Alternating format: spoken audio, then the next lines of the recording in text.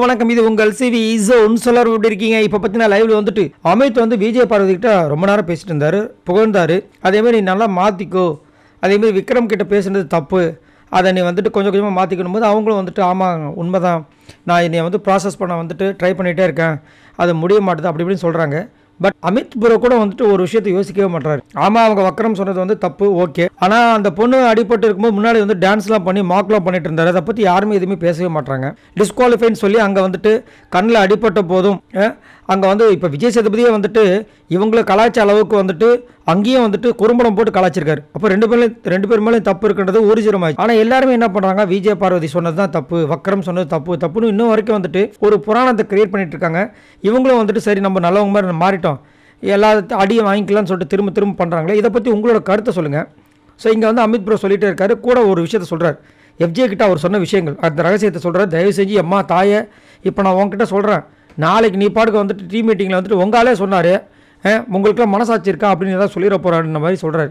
என்ன அப்படி கேட்கும்போது, ஆக்சுவலாக நானும் வந்துட்டு போன வாரம் கிச்சன் டீமில் இருந்திருக்கேன். அந்த கிச்சன் டீமில் இருந்தால் எவ்வளோ வலின்னு எனக்கு தெரியும். இப்போ அவங்க கிச்சன் டீமில் இருக்கும்போது அவங்களுக்கு கஷ்டமாக இருக்கும். ஸோ அவங்களுக்காக கொஞ்சம் நம்ம பார்த்து டாஸ்க் கொடுக்குறது நல்லது அப்படின்னு சொன்னேன். ஆனால் அதை அவங்க கேட்கல அப்படின்ற மாதிரி சொல்லி அவங்க வந்து ரொம்ப வருத்தப்பட்டார். அதே மாதிரி எல்லாருமே வந்துட்டு நான் சொல்கிறத வந்துட்டு அங்கே வந்து அக்செப்ட் பண்ணவே மாட்டுறாங்க அப்படின்னு. இத்தனைக்கும் என்ன கொடுமைன்னா, அமித் வந்து இதை வந்து எஃப்ஜேக்கில் சொல்லும்போது பக்கத்தில் வந்துட்டு கனி இருந்திருப்பாங்க. கனி யார் டீமு? எஃப்ஜே டீம் கிடையாது, சாம்பார் ஸ்குவாட்ஸ், அதாவது விஜய் பார்வதி டீமு. ஆனால் அங்கே இருந்துக்கிட்டு இங்கே தான் வந்துட்டு எல்லா வேலையும் செஞ்சிட்ருக்காங்க. இந்த வாட்டி வந்து விஜய் சேதுபதி வச்சு செய்யணும் இவங்களெல்லாம்னு சொல்கிறேன். எங்கே செய்வாரான்னு தெரியல. அதே மாதிரி வந்துட்டு உங்களோட சைடு வந்துட்டு கான்ட்ரிபியூஷன் கம்மியாக இருந்துச்சுன்னு இந்த மாதிரி அமித் சொன்னார். ஆனால் எனக்கு என்ன ஒரு வருத்தம்னா, கிச்சன் டீமில் இருந்து ஆனால் சாண்ட்ராவும் திவ்யாவும் தொடர்ச்சியாக கிச்சன் டீமில் வந்து வேலையெல்லாம் செஞ்சுட்டு இருந்தாங்க, சமையல் வேலையெல்லாம் செஞ்சுட்டு இருந்தாங்க.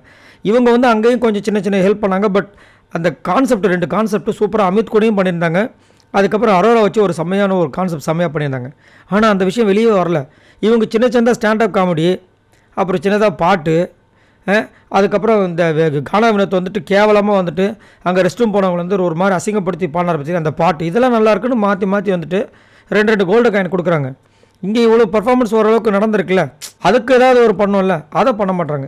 இதை சரி ஃபைட் பண்ணி கேட்குறதுக்கு கனிக்கு முடியுமான்னு கேட்டால், கனி ஃபைட் பண்ணி விஜய் பார்வதி அசிங்கப்படுத்துறதுக்கு இது பண்ணுவாங்க. ஆனால் அவங்களுக்கு தேவை கிடையாது கோல்டு காயின். ஏன்னா அவங்க வந்து பிடிக்காத டீமில் இருக்காங்களா, அது வேறு கொடுமை. இன்னத்தை சொல்ல ஆக மொத்தத்தில் எப்படியோ வந்துட்டு இந்த பொண்ணை வந்து வச்சு செஞ்சுட்டே இருக்காங்க.